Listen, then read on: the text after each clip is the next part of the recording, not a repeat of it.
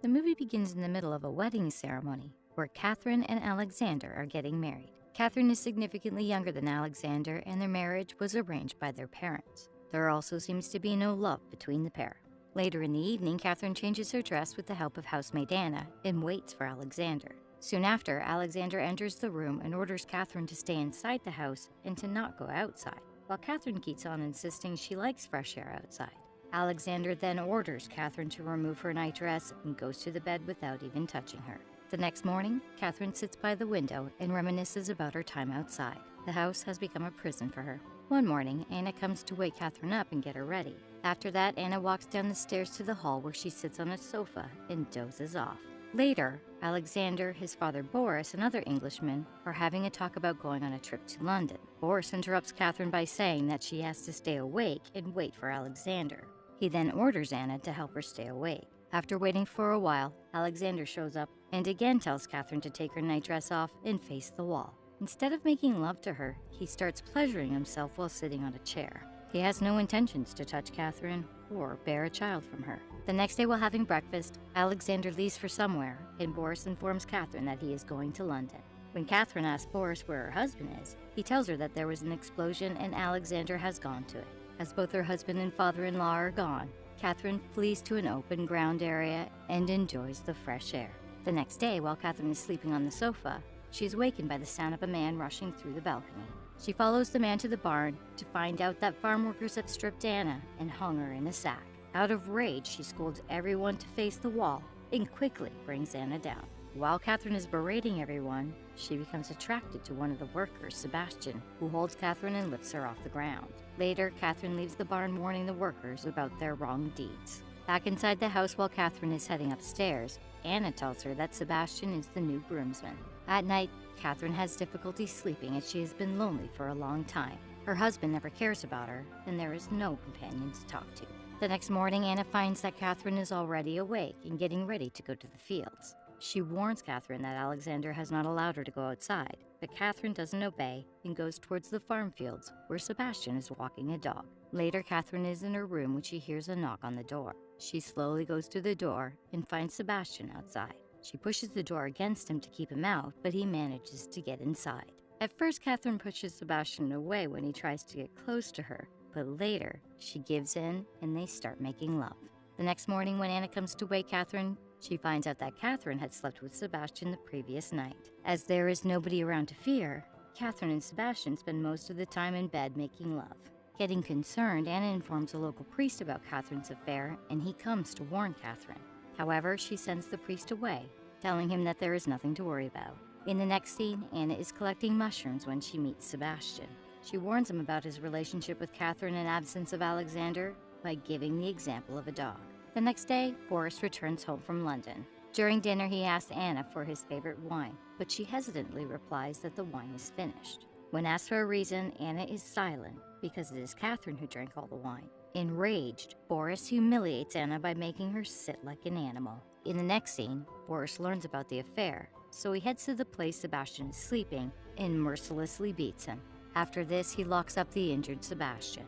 Back inside the house, Boris tells Catherine that he has not yet decided what to do with her, and when she asks to take Sebastian out, Boris strikes Catherine. In the morning while they are having breakfast, Boris scolds Catherine again and heads to his room. At that very moment, Catherine locks the door from outside and Boris suddenly starts choking. It is revealed that Catherine poisoned her father-in-law's breakfast. Devastated by the incident, Anna becomes mute. Catherine then orders a shocked Anna to fetch a doctor. When she leaves, Catherine immediately heads to free Sebastian. A while later, the doctor arrives and pronounces Boris dead.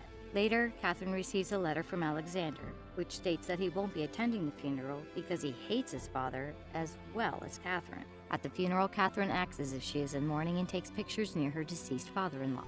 As Anna cannot speak a word, no one suspects Boris's death is a murder.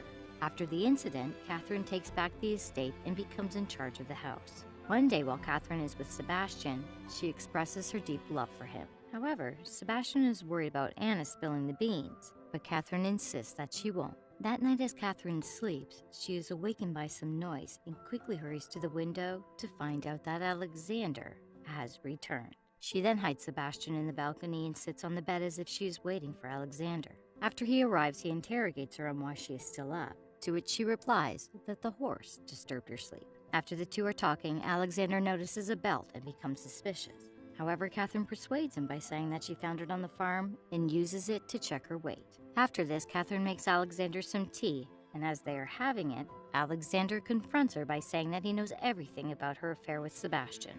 He orders her to leave the man immediately and stay inside the house. However, Catherine brings Sebastian inside and starts making love with him in front of Alexander. Enraged, Alexander attacks Catherine and a fight breaks out, which ends in Catherine eliminating Alexander.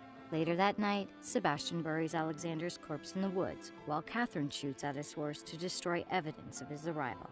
The next morning, Sebastian dresses and behaves like he is the lord of the house. As the couple is now free, they spend their days happy. One day, a woman named Agnes comes to their residence along with a child named Teddy. She claims that Teddy was born to her daughter and Alexander. Catherine tries to refuse it, but the lady informs her that she has papers that attest to her words. Finally, after a long conversation, Catherine agrees to keep the lady and Teddy in the house. Sebastian is angry, knowing that he has to leave the mansion and live in the outbuilding again, and suggests to Catherine that the woman may be lying. This is how the two groups start living together, despite their differences. The following day, when Catherine wakes up, she feels uneasy and finds that she is pregnant with Sebastian's child. While she heads to inform Sebastian about the news, she is interrupted by Teddy, and they instead go to the open fields and discuss the names of birds and trees. Later, Catherine goes to meet Sebastian with a bottle of wine, but he is still angry about Agnes and Teddy taking the house from him. He then scolds Catherine to go back to the mansion. After a while, Catherine is watching Agnes and Teddy play in the courtyard when she notices Sebastian following Anna. She scolds and pushes Teddy away while she shouts out Sebastian's name, but he seems to ignore her call and continues walking after Anna. At night, Catherine is informed that Teddy has gone missing, so everyone rushes into the woods to look for him.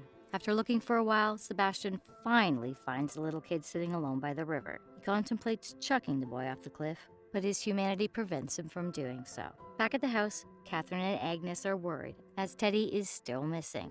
Just then, Sebastian brings the boy in his arms. The boy is unconscious from the cold, and Sebastian orders them to get a blanket and wrap the boy with it. Seeing Sebastian give orders, Agnes humiliates him by telling him that he is a servant and is not allowed to give orders. Despite being a good Samaritan and helping the kid, he gets chastised by Agnes. As a result, he marches out in anger, goes to his place, and packs his things to leave. However, Catherine stops him by promising that she will do whatever it takes for them to be together.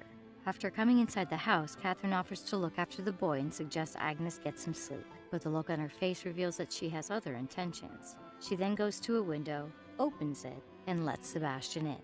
While Agnes is sleeping, Catherine and Sebastian suffocate the boy with a pillow. After the boy is eliminated, Sebastian flees away to the woods. The next morning, while doing household work, Anna comes to find the boy lifeless beside Catherine and immediately goes to call Agnes. While Catherine shows no signs of regret for her actions, Sebastian is seen crying in the woods, expressing his guilt for taking the life of a child. After weeping and confessing his crimes to God, Sebastian starts running towards the house. Inside, a devastated Agnes is crying about her grandson's demise while Catherine keeps lying that she simply woke to find the boy lifeless. However, the doctor is suspicious as there are bruises all over the boy's body. As everyone is conversing, Sebastian opens the door and confesses every crime he and Catherine have committed. He tells everyone Catherine poisoned her father-in-law, killed her husband, and even the little boy so that they could be together. When asked, Catherine denies it and instead accuses Anna and Sebastian of the murders. She convinces the others by saying that her father-in-law was eliminated because he found out about the relationship between Anna and Sebastian and had threatened them with separation.